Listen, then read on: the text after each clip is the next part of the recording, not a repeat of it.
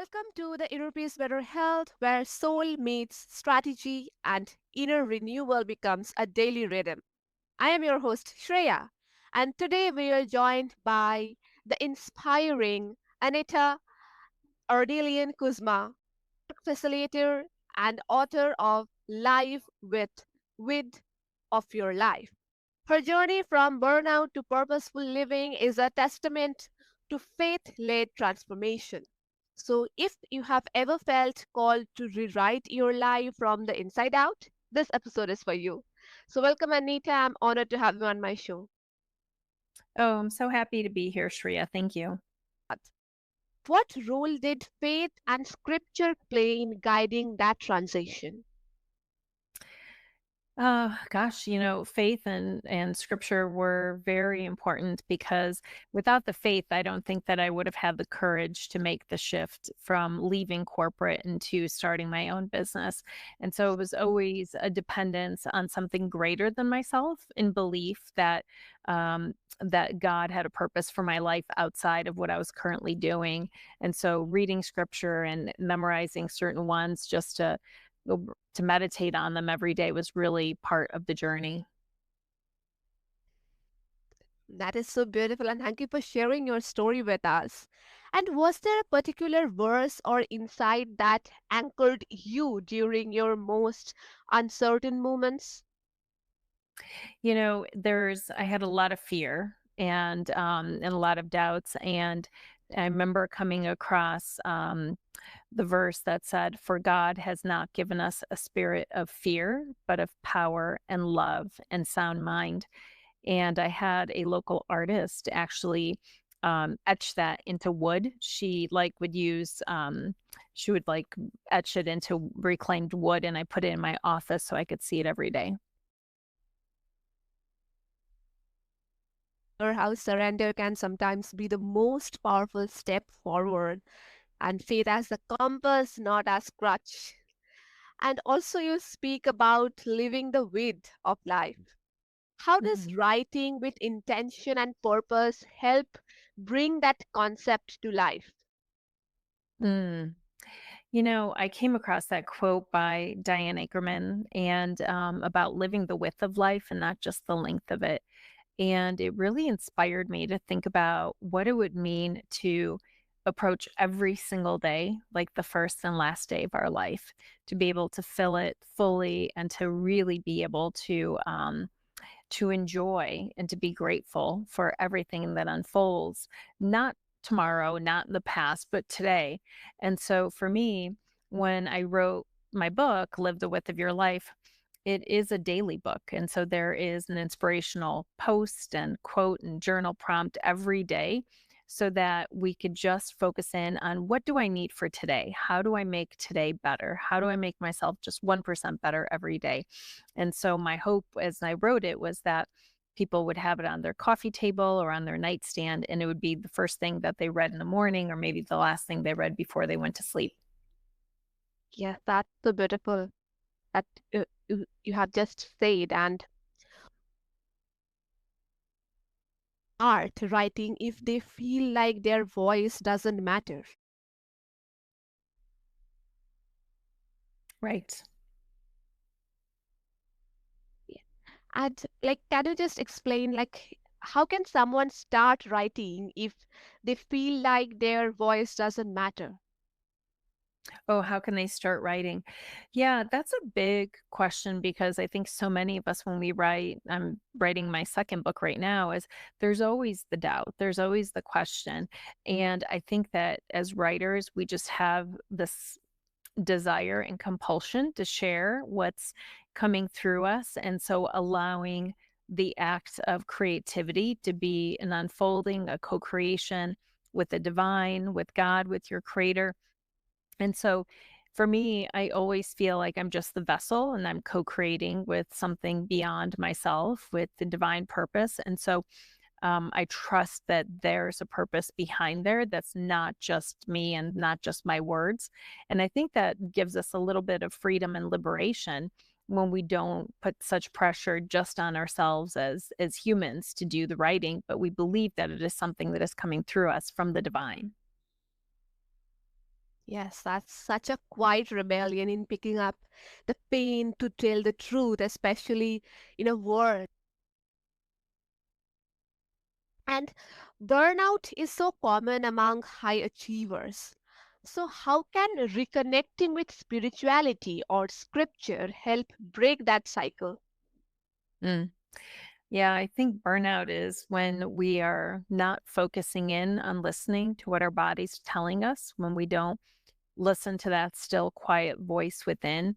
And so making time for deep connection, for meditation, for quiet, for practices that allow you to tune back into yourself, they're really helpful to identify like how are you feeling? What do you need in order to take better care of yourself? And so anything that allows us to do that and to ask those questions and then make changes, I think is really helpful.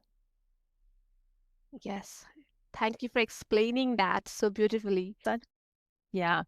Yeah, it really does come back to being more present and mindful. And I think just building presence every single day, engaging in every interaction with every conversation, every meeting that we're in, even with ourselves, I think helps to create that clarity instead of the chaos. Yeah, so many of us just look for productivity hacks, but when what we may need is just a sacred pause, and you just said it so amazingly. And Yeah. also, in your experience, what's the most underestimated obstacle to living a purpose-driven life? I think fear, I think that there's a couple things. One, there's the fear of even looking and examining to see are we happy with where we are? So that's like the first step is just checking in, asking ourselves those questions. And then two, I think it's doing the visioning, having the courage to dream really big dreams, to listen to what we're hearing about what we actually would like, and allowing ourselves to dream without having to negotiate with those dreams or worry about it or not trying to stop because we don't know how yet. And then I think it's sometimes that we share these dreams with other people who project their own fears on us, who say, well, that's not possible, or you can't possibly do that, or why would you want to leave for uncertainty? Aren't you scared? Isn't that risky? And so I think those are some of the things that we just do. And then over time, we just say, all right, I guess I should be happy. I'll just settle for what's currently available, and then I'll figure it out later. And we always keep telling ourselves, we'll figure it out tomorrow. We'll figure it out when we retire, once we save enough money, once the kids go to school. And there's always a day when we think that we're suddenly going to be able to be a bit more courageous and focus in on living the life that we really want. Yeah, so true. Yes. How can writing or meditative reflection begin to shift that inner narrative? Mm. So the writing itself is interesting. I do something called morning pages, and there's a book called The Artist's Way by Julia Cameron. And she one of her practices to get people unstuck and really to connect to that voice within is that when you first wake up, she says to write 3 pages longhand, just journal about what's on your mind and just to get it out. And I think through that act, one, you're able to see what your subconscious mind is thinking, what's kind of keeping your thoughts. And then also like journaling, I think in general, like having a prompt, like, wouldn't it be cool if, or writing a letter to yourself from your 80-year-old self, like, I lived a well lived life because, some of these journal prompts also give us an opportunity to really do the deep work and to connect with ourselves and to see what the answers are within. Yeah, that tension between who we should be and who we are can be so subtle until we finally name it. This is so Absolutely. beautiful. Let's talk about renewal. So, what does true renewal look like for a woman who is balancing ambition, family, and faith? Mm. I think it's different for each of us. I think that we have to ask ourselves, like, what are the things that renew us? For me, I have to get good sleep. If I don't, it just makes such a difference. It's really hard. Also, I think my time in nature, being able to be outside, to spend time walking, to just sit and, amongst the trees, the flowers, giving myself time to meditate every day, to do my prayers, to do some yoga. All of these things are really important. And sometimes it means doing a little bit more. Maybe you need to schedule a massage. Maybe you need to do some energetic work. Maybe there's something you need to go and do a little bit deeper. And then sometimes it's like, maybe I just need to take a day off of work and just block my calendar and give myself space just to read, just to take a bath, just to do nothing. And so it's really important to have some of those proactive rituals and routines, which I do. And then also things that we need to do sometimes when we find that we might be a little tired or burned out. I love that. Like renewal as rhythm, it's Yes. will be built into every day, not just served or retreats or weekends. Yes, of course. For me, I mean, absolutely have to do it every day. It's just the first things I do early in the morning. I get up super early in the morning, and so that's my time at 4:30 in the morning to do the work. Yes. And also in a culture addicted to doing more, Yes, of course, our culture is everyday always moment. yeah, it's addicted to doing more and being very much in hustle. And so it's really important to be able to say what serves me, what feels good, what doesn't, what type of energy do I need for today? What are the things that I could eliminate or automate or delegate to someone else? Yes. And can you just that seemed very ordinary but held deep spiritual meaning for you? I'm sorry, Shreya, I didn't catch the beginning part of this. Okay.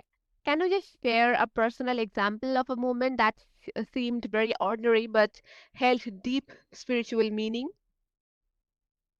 Hmm. A moment that seemed ordinary. I don't know. I think that I find beauty and connection to God in the ordinary all the time. I think it's just looking at the sun every day when I see it coming out and being able to just sit outside and look at the flowers that are growing or the hummingbirds that are coming into the feeder. I think it's in the ordinary that we see so much of beauty of creation, and it's in ordinary conversations with friends. I think that it's all in those moments that I feel most connected. Yes. And also, like so many of us live under the shadow of the inner critic. How do you help others begin to tune into the inner guide instead? Yeah, I think the inner critic is so real, and so many of us, I think, struggle with it. And I spend a lot of time with my clients first naming what those thoughts are. What are the things that they worry about? What is the critic telling them at any given time? And then we really just examine it and say, how big of a risk is this to your life? Is it really that impactful? So just being able to do the assessment and say, wow, maybe actually this isn't a big risk to my life. It might be a little bit smaller. And then I would say, like, what if the opposite were true? What if this belief is not even true? If the belief is that you're not prepared to move into a new role, I say, well, what if the opposite were true? And we use for evidence. We always have so much evidence of the opposite, but we tend to focus in on the small percent that believes that we can't do something. But if we just look on past experiences and the skills and the talents on education and why were we selected for something in the first place, and I do find this more prevalent in women. I do have male clients as well, but I think the female clients expect to feel 100% ready, and sometimes we don't need to feel 100% ready. We just need to feel maybe 70% ready, and that's enough to get us. And also just to give ourselves permission and grace that we're never going to be 100% ready, and you could still take action anyway. The loudest voice isn't always the wisest one, and Yeah, learning to tell the difference is a own kind of healing itself. And absolutely. what is one boundary or ritual that has helped you stay rooted in your feminine energy? Mm. Yeah, I think it is my morning practice. I would say that's where I spend my time in the feminine. It's reading from scripture, from divine books, it's meditating, it's then doing my morning pages and writing and spending quiet time with God and then going and walking and just giving myself the space for a slow morning is exactly what I need.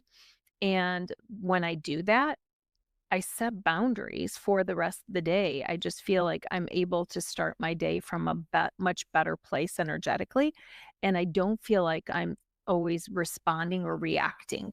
I feel like I can be much more intentional. Yes.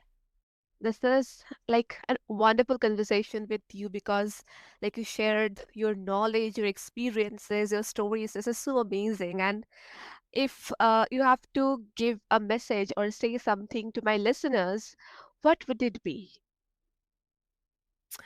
Um, I would say that it's really when we get quiet and when we connect to God, to the divine, to our creator, whatever your belief system is, and you get quiet enough, you're able to get so many answers. The answers really are within, they're not necessarily what society tells us that we need to believe. And the more we practice that, the more in tune we get with our own intuition, with our own guidance system within, we tend to make better decisions. And I know for myself that anytime I've gone against that and I've second guessed it and I tried to think myself into feeling something different, I usually come to regret it. So trust that inner GPS that you have built in. Yes, this is so beautiful that you said. And if after this my listeners want to connect with you, what's the best way? Well, I'm very active on LinkedIn and on Instagram and also my website, anetakuzma.com. I also have a podcast called Live the Width of Your Life, which is the same title as the book, and they can find episodes there as well. And yeah, I would love for them if they want to go a little bit deeper, they can schedule a free coaching consultation. The link is on the website.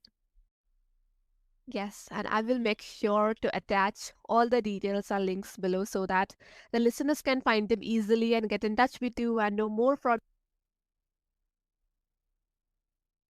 stories. Everything that you have shared is so helpful for all my listeners and me too.